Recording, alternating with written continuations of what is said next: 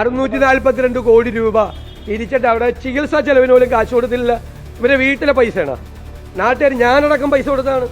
അവിടെ ചികിത്സാ ചെലവിന് പോലും പൈസ കൊടുത്തില്ല, റെന്റ് കൊടുത്തില്ല, പാവങ്ങൾക്ക് ഒരു സഹായവും ചെയ്തു കൊടുത്തില്ല ഇവർ. ഈ 3 വാർഡേ ഉള്ളൂ. 3 വാർഡിലെ 142 കുട്ടികൾ പ്രൊഫഷണൽ കോഴ്സിൽ പഠിക്കുന്നത് ടി സിദ്ദിഖ് MLA സഹായിച്ചിട്ടാണ്, സ്പോൺസർമാരെ കൊണ്ടുവന്ന്. ഈ സർക്കാർ ഈ കാശ് എന്താ ചെലവാകാത്തത്? ഞങ്ങൾ CPM-നോടല്ല, ഗവൺമെന്റിനോടാണ്, മുഖ്യമന്ത്രിയോടാണ് ചോദിക്കുന്നത്. എന്തുകൊണ്ട് ചെലവാക്കിയില്ല? നാട്ടുകാരുടെ കയ്യിൽ നിന്ന് പൈസ പിരിച്ചിട്ട് ആ പാവങ്ങൾക്ക് എന്തുകൊണ്ട് കൊടുത്തില്ല?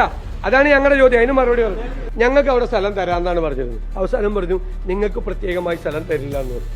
അപ്പോഴാണ് ഞങ്ങൾ സ്ഥലം അന്വേഷിക്കാൻ പോയത്. ലീഗ് അതിന് പോയില്ല, ലീഗ് നേരത്തെ സ്ഥലം മേടിച്ചു. സർക്കാർ 1 കൊല്ലം എടുത്തപ്പോൾ ഞങ്ങൾ 4 മാസം കൊണ്ട് സ്ഥലം മേടിച്ചു.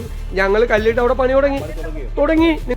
1 കൊല്ലം എടുത്തിട്ട് പണിത വീടിന് ആൾക്ക് താമസിക്കാൻ പറ്റിയിട്ടില്ലല്ലോ.